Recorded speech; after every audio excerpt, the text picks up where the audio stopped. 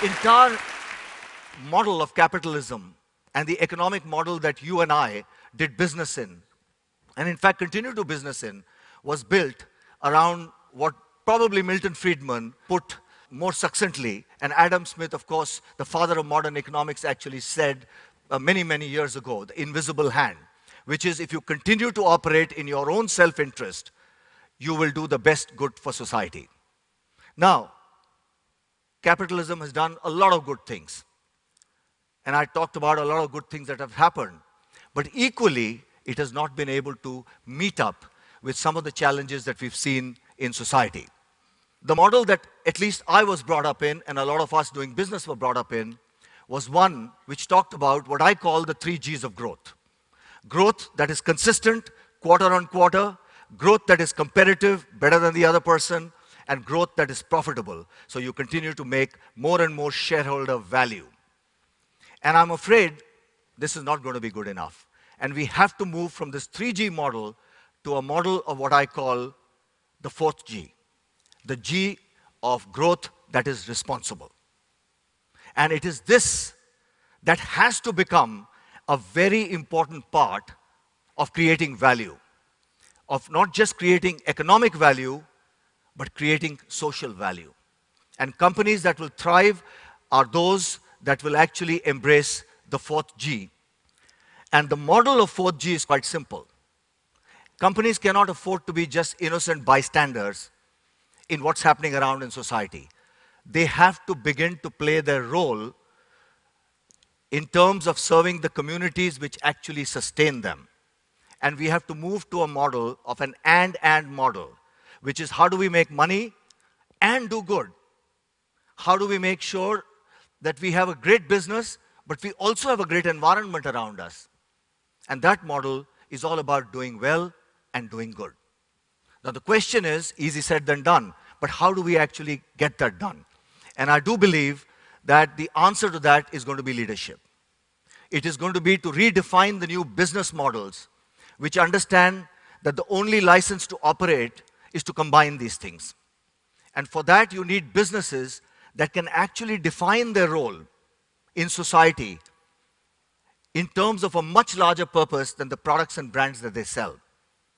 And companies that actually define a true north, things that are non-negotiable, whether times are good, bad, ugly, doesn't matter. There are things that you stand for. Values and purpose are going to be the 2 drivers of software that is going to create the companies of tomorrow. And I'm going to now shift really to talking a little bit about my own experiences. I joined Unilever in 1976 as a management trainee in India. And on my first day of work, I walked in and my boss tells me, "Do you know why you're here?" I said, "I'm here to sell a lot of soap." And he said, "No, you're here to change lives. You're here to change lives." You know, I thought it was rather facetious. We're a company that sells soap and soup. What are we doing about changing lives? And it's then I realized that simple acts like selling a bar of soap can save more lives than pharmaceutical companies. I don't know how many of you know that 5 million children don't reach the age of 5 because of simple infections that can be prevented by an act of washing their hands with soap. We run the largest hand washing program in the world. We are running a program on hygiene and health that now touches 500 million people. It's not about selling soap. There is a larger purpose out there. And brands indeed can be at the forefront of social change. And the reason for that is when 2 billion people use your brands, that's the amplifier. Small actions can make a big difference. Take another example. I was walking around in one of our villages in India. Now, those of you who've done this will realize that this is no walk in the park. And we had this lady who is one of our small distributors. Beautiful, very, very modest home. And she was out there, dressed nicely, her husband at the back, her mother-in-law behind, and her sister-in-law behind her. The social order was changing because this lady is part of our Project Shakti that is actually teaching women how to do small business and how to carry the message of nutrition and hygiene. We have 60,000 of such women now in India. It's not about selling soap. It's about making sure that in the process of doing so, you can change people's lives. Small actions, big difference. Our R&D folks are not only working to give us some fantastic detergents, but they're working to make sure we use less water. A product that we've just launched recently, one rinse product that allows you to save water every time you wash your clothes. And if we can convert all our users to using this, that's 500 billion liters of water. By the way, that's equivalent to 1 month of water for a whole huge continent. So just think about it.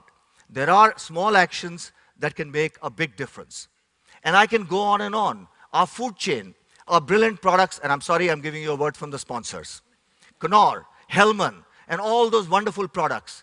We are committed to making sure that all our agricultural raw materials are sourced from sustainable sources, 100% sustainable sources.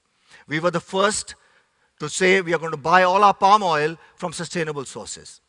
I don't know how many of you know that palm oil and not buying it from sustainable sources can create deforestation that is responsible for 20% of the greenhouse gases in the world. We were the first to embrace that. And it's all because we market soap and soup.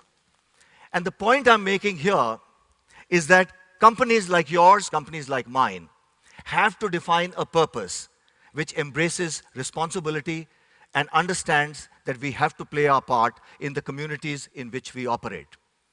We introduced something called the Unilever Sustainable Living Plan, which said, our purpose is to make sustainable living commonplace.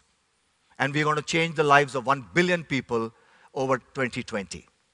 Now the question here is, where do we go from here? And the answer to that is very simple. We're not going to change the world alone. There are plenty of you and plenty of us who understand this. The question is, we need partnerships, we need coalitions, and importantly, we need that leadership that will allow us to take this from here and to be the change that we want to see around us. Thank you very much.